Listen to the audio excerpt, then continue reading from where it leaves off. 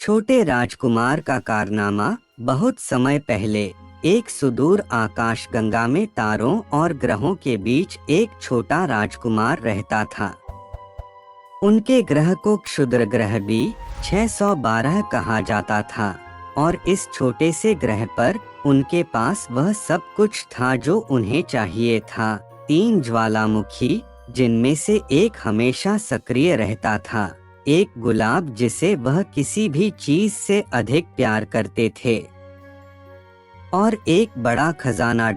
हालांकि छोटा राजकुमार अपने छोटे ग्रह पर उग गया था और उसने रोमांच और नए दोस्तों का सपना देखा।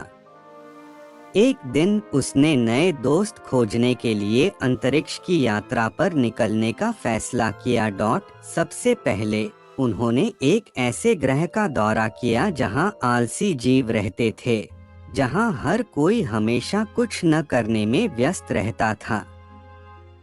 फिर उन्होंने एक ऐसे ग्रह की यात्रा की जहां तारा शिकारी रहते थे और हर दिन उनका लक्ष्य एक तारे को पकड़ना था, लेकिन वे इसमें काफी अयोग्य थे।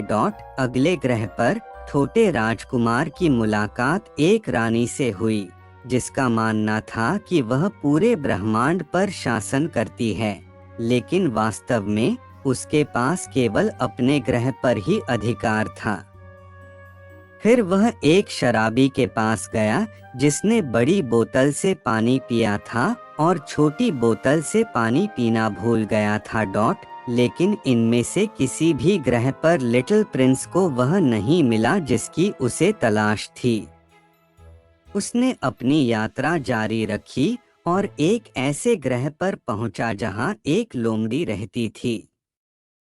लोमड़ी बुद्धिमान और दयालु थी और उसने छोटे राजकुमार को दोस्ती और प्यार के बारे में बहुत सी बातें सिखाई।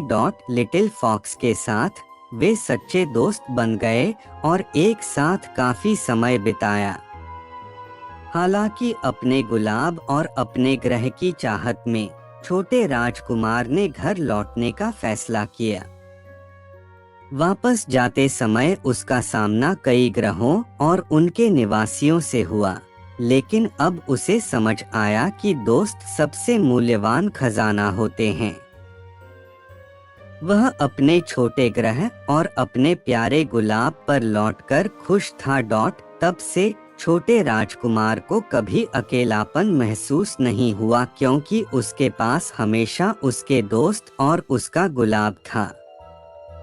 उन्होंने महसूस किया कि जीवन में सबसे महत्वपूर्ण चीजें दोस्ती और प्यार हैं, और यदि आपके पास वे हैं जिनसे आप प्यार करते हैं, तो रोमांच हर जगह पाया जा सकता है। और इस तरह छोटे राजकुमार के साहसिक कारनामों की कहानी समाप्त हो गई, जिसने सबसे अप्रत्याशित स्थानों में दोस्त पाए और जो उसके पास था उसे संजोना सीखा।